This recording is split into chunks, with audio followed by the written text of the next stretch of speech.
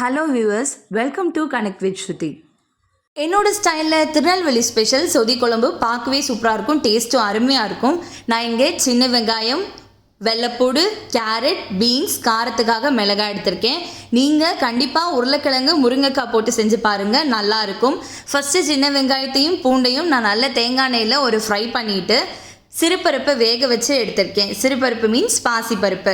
டேரெக்டாகவும் வேக வச்சுக்கலாம், இல்லை நீங்கள் குக்கரில் விசில் விட்டு எடுத்துக்கலாம். 100 கிராம் பாசிப்பருப்பு நான் எடுத்திருக்கேன். அதில் எல்லா வெஜிடபிள்ஸையும் போட்டு நான் பாயில் பண்ணிக்கிறேன். ஓரளவுக்கு ஹாஃப் பாயில் வரையில் அதில் உப்பும் சேர்த்துக்கிறேன். சூப்பராக இருக்கும். நான் 2 பர்சன்ட்க்கு செய்கிற மாதிரி தான் நான் இதில் அளவு சொல்கிறேன். ஒரு முறி தேங்காயும் கொஞ்சமும் எடுத்திருந்தேன், எனக்கு அதுவே போதுமானது.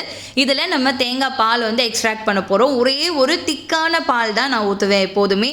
நீங்கள் நிறைய பர்சன்ட்க்கு செய்கிறீங்க, உங்களுக்கு குவான்டிட்டி நிறைய வேணும் அப்படின்னா நீங்கள் 2 பால் 3 பால் அந்த மாதிரிலாம் எடுத்துக்கலாம்.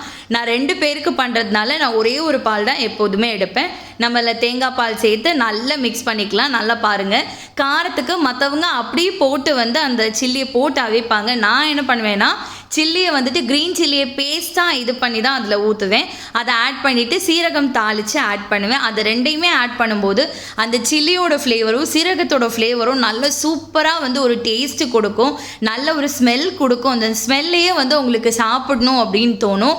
நீங்கள் பார்த்தாலே தெரியும், கேரட் சீக்கிரம் வெந்துடும், நம்ம போடுற எல்லா காயும் சீக்கிரம் வெந்துடும். கண்டிப்பாக வீட்டில் ட்ரை பண்ணி பாருங்கள். இதோட ட்ரெடிஷ்னல் மெத்தட் நான் இன்னொரு நாள் கண்டிப்பாக ரெசிபியாக போஸ்ட் பண்ணுறேன். இது என்னோடய ஸ்டைல், இருக்கிறத வச்சு நம்ம பண்ணுற சொதி குழம்பு. பட் டேஸ்ட் பண்ணி பாருங்கள், ட்ரை பண்ணி பாருங்கள், செம்மையாக இருக்கும். ட்ரை பண்ணிவிட்டு எனக்கு கண்டிப்பாக கமெண்ட் பண்ணுங்கள். இந்த வீடியோ பிடிச்சிருந்தால் லைக் பண்ணுங்கள், ஷேர் பண்ணுங்கள், கமெண்ட் பண்ணுங்கள். நம்ம வீடியோவை சப்ஸ்கிரைப் பண்ணுங்கள். இன்னொரு வீடியோவில் பார்க்கலாம். பாய்.